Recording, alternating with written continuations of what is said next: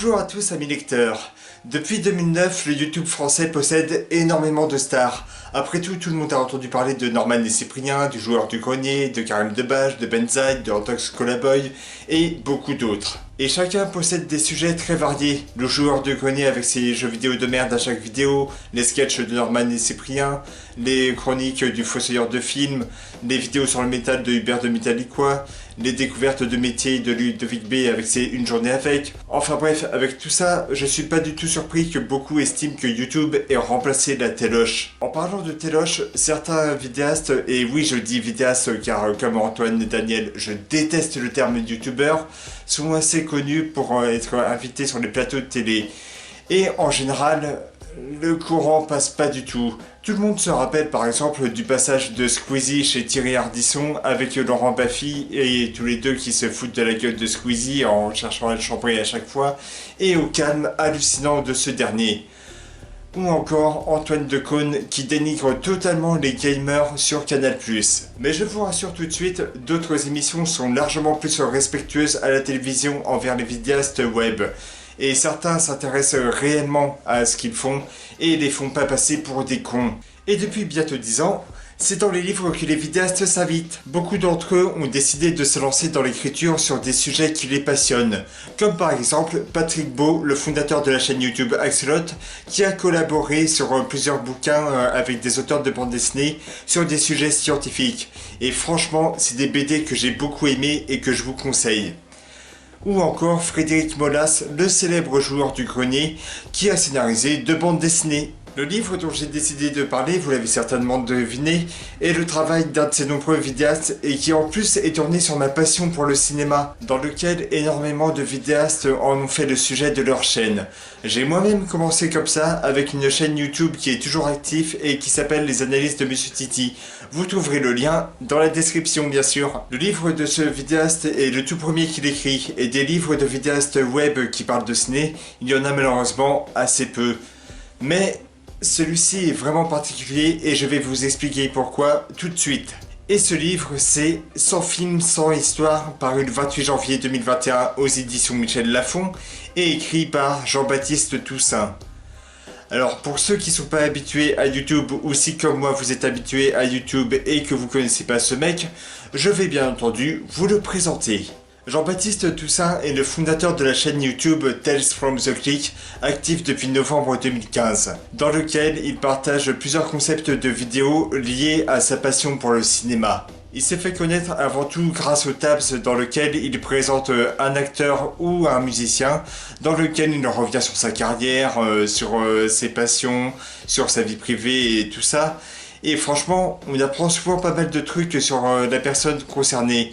D'ailleurs, je rate jamais les tabs. À chaque fois qu'il y en a un, je regarde direct. Un autre concept qui cartonne, c'est les vidéos stores dans lequel lui et son pote et collègue de la chaîne Guillaume Brousse incarnent 2 gérants d'un vidéoclub dans lequel ils racontent des anecdotes sur un film par épisode avec des invités à chaque intro. Et c'est un concept qui cartonne et que moi perso je kiffe. Et ce vidéoclub existe réellement, il s'agit du vidéoclub de la Butte situé dans le 18e arrondissement de Paris. Il fait également des top 10 sur le cinéma avec plusieurs thèmes à la fois, et il raconte pourquoi il a mis tel sujet à telle position ou bien tel film à telle position. Et c'est hyper bien expliqué. Il essaye également un concept de vidéo dans lequel il raconte l'envers du décor de certaines photos connues, et il explique la raison à la création du concept dans le bouquin. En fait, il a été photographe pour plusieurs magazines parmi ses nombreux boulots. Et enfin, dernier concept tout aussi fascinant qui s'appelle Split, dans lequel il raconte des sujets variés liés au cinéma. Cela peut aller des décors abandonnés du cinéma aux attractions liées au film, ou bien plus tragique mais tout aussi fascinant, les acteurs et actrices décédés durant un plateau de tournage. Et chose qui est très cool parfois, c'est qu'il lui arrive que des studios lui proposent de faire des vidéos pour aller à tel pays pour promouvoir des films ou visiter la ville et parler de cinéma avec. Il lui est arrivé par exemple que Warner Bros lui propose d'aller à Los Angeles pour les 95 ans du studio, et il a fait une superbe vidéo là-dessus, je vous la conseille. Et il lui est arrivé aussi d'aller au Japon pour voir Godzilla 2, qui est un excellent film au passage, et Détective Pikachu, que j'ai beaucoup aimé car j'adore les Pokémon. Enfin bref, à l'heure où je vous parle, Tales from the Crypt a largement dépassé les 500 000 abonnés et c'est amplement mérité. Et je vous mets la chaîne en description. Allez la checker, franchement, vous regretterez pas. De quoi parle ce livre? En fait, ce livre dévoile 100 films ayant marqué la vie de Jean-Baptiste Toussaint de son enfance à l'âge adulte. Il raconte pourquoi tel film a eu beaucoup d'importance dans sa vie et en même temps, il raconte un petit peu sa vie et il explique pourquoi, selon lui, le cinéma et valeur d'éducation est aussi important dans notre vie.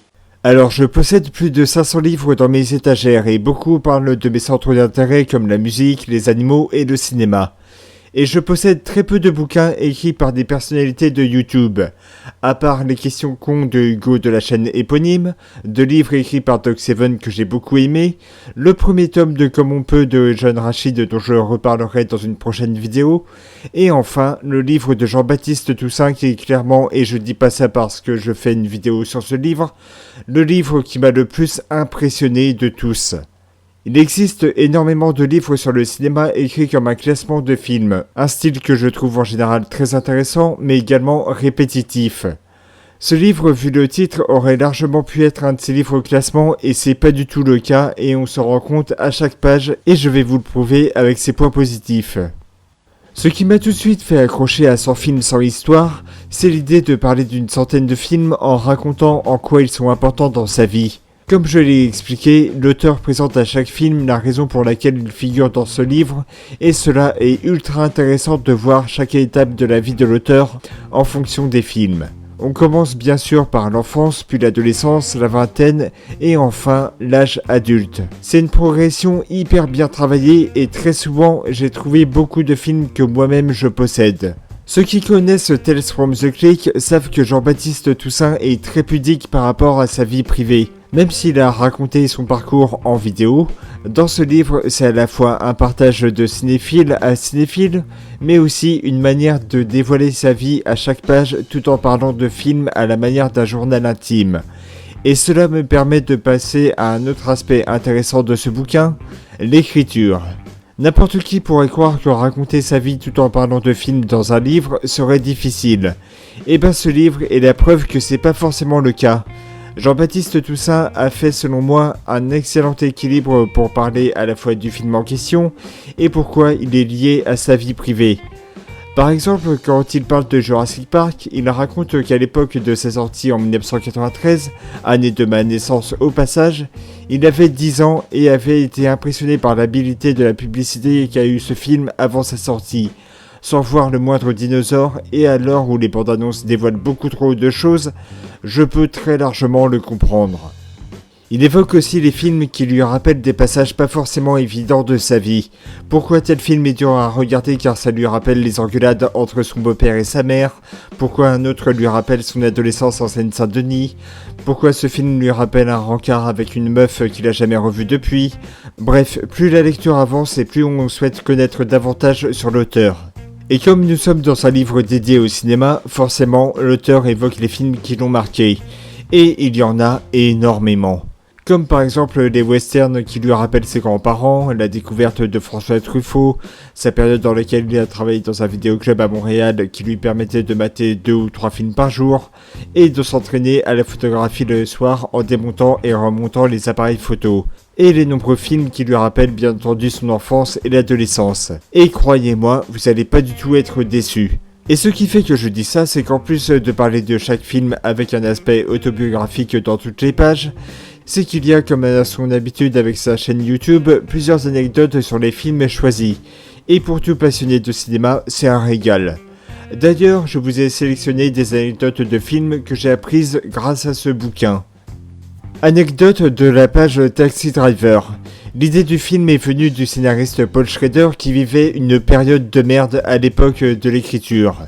Sa compagne le quittait, il passait son temps à mater des films de cul dans les ciné-pornos, passait beaucoup de temps en bagnole et bossait comme livreur chez KFC. Et c'est comme ça qu'est venu Taxi Driver. Anecdote de la page sur Forrest Gump. Durant les scènes dans lesquelles Forrest Gump est une star du ping-pong, il fut conseillé à Tom Hanks de ne surtout pas cligner des yeux car l'acteur apprenait en même temps que son personnage à jouer à ce jeu. Anecdote de la page sur Maman j'ai raté l'avion. L'intégralité des scènes se déroulant dans la maison des McAllister ont été tournées dans un lycée durant les vacances scolaires et le sous-sol inondé, c'est tout simplement la piscine de l'établissement. Et enfin, dernière anecdote sur Gran Torino, Daisy, le Golden Retriever de Walt, le héros du film, c'était le clébard de Clint Eastwood. Et des anecdotes, il y en a plein d'autres, franchement, vous allez pas vous emmerder là-dessus. En dehors de l'aspect livre mêlant passion du cinéma et histoire personnelle, Jean-Baptiste Toussaint explique pourquoi selon lui le cinéma possède une valeur d'éducation. Pour lui, un film ne se résume pas seulement à une histoire filmée avec des personnages.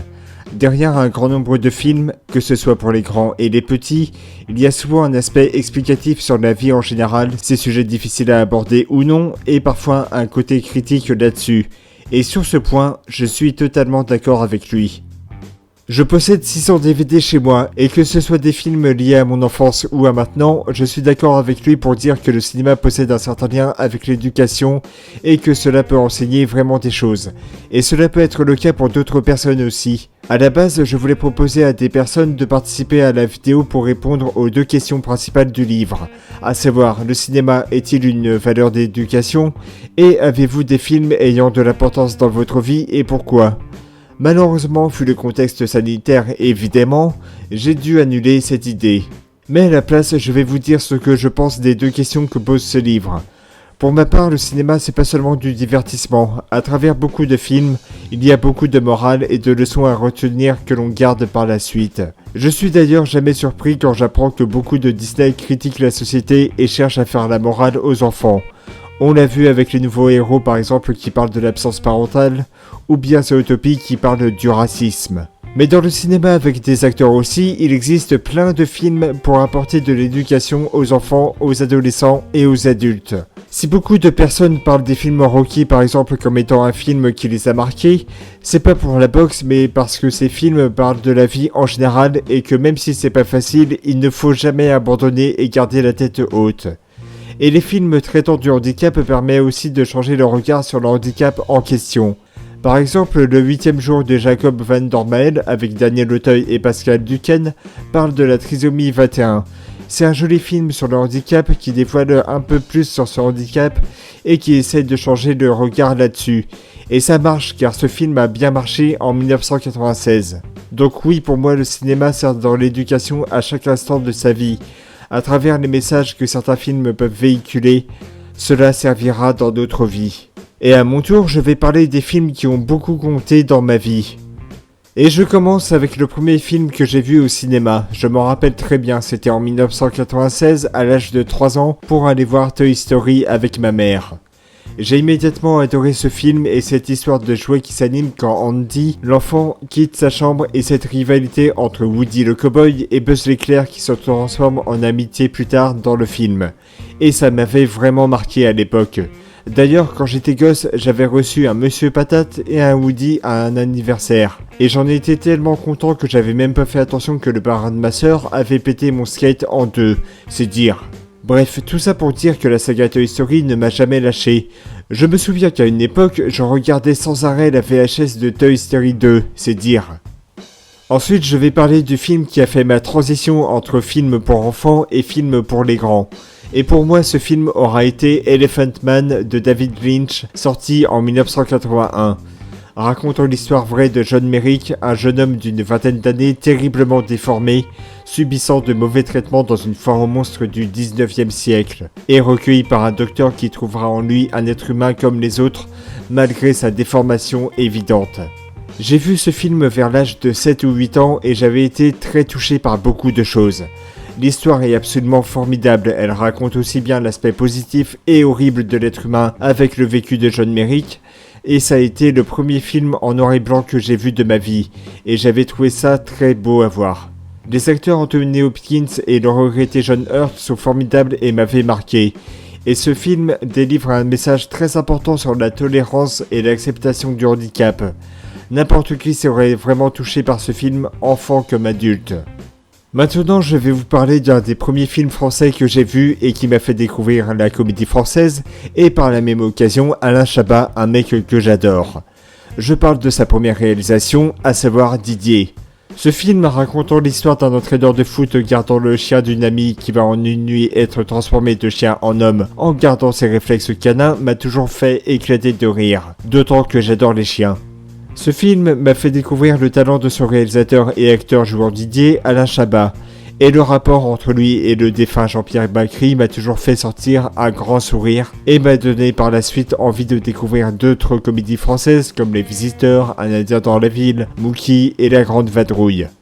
Ensuite, je vais parler du film qui m'a le plus marqué durant l'adolescence et ce film, bien que très dur, parle d'un sujet extrêmement important dans notre société et fait partie de ceux qui, selon moi, malgré sa dureté, gardent un message de respect entre chacun très fort.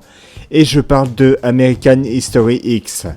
Ce film mettant en scène Edward Norton en skinhead néo-nazi sortant de prison pour le meurtre d'un Renois et voyant son frère suivre ses pas alors qu'il a lâché ses croyances m'avait impressionné car comme je l'ai dit, il est très dur, il y a beaucoup de paroles racistes et d'actes absolument choquants, mais en même temps, plus le film avance, plus il explique aux jeunes qu'il faut se sortir la tête du cul et faire vraiment attention à ne pas sombrer dans de tels actes qui auront des lourdes conséquences. Il n'est pas question bien sûr que je raconte le film, mais si vous voulez, il permet, s'il est vu vers l'âge de 15 ans par exemple, c'est-à-dire l'âge à laquelle je l'ai vu pour la première fois, de prévenir un adolescent de la dangerosité du racisme et prône avec les passages en tôle avec Derek la tolérance et le respect entre humains. Et des films contre le racisme, il y en a plein, mais c'est souvent American History X qui ressort le plus. Et enfin, le film qui m'a le plus parlé à l'âge adulte, un film dédié au cinéma et réalisé par le grandiose Tim Burton et rendant hommage à un tâcheron qui a marqué le cinéma, à savoir Ed Wood. Ce film raconte la manière de travailler de ce réalisateur des années 50 pour faire des films fantastiques, genre dont c'est un amoureux, sauf que le mec a toujours galéré pour trouver le financement de ses films et était très souvent mal organisé sur les tournages, et sa manière de tourner ses scènes laissait vraiment à désirer. Mais Ed Wood était le seul à croire dur comme fer à son boulot, et c'est ça qui est génial dans le film de Burton. Ce film est l'histoire d'un mordu de cinéma par un autre mordu de cinéma. D'ailleurs, Tim Burton a toujours aimé le cinéma fantastique des années 50 et ce film est à la fois un hommage tordant envers le réalisateur Ed Wood et envers le cinéma tout court. J'ai encore beaucoup de films dont j'aimerais parler mais la vidéo durerait des siècles.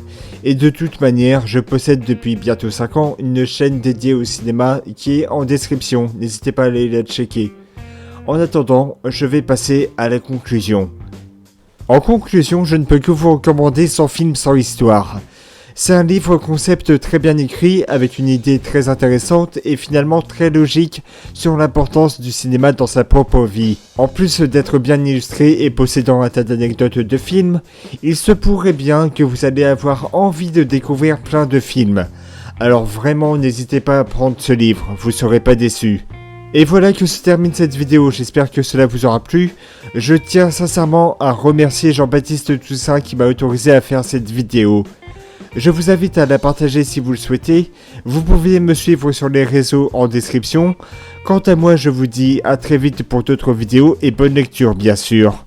Et comme le dit Jean-Baptiste Toussaint à chaque fin de vidéo, bye.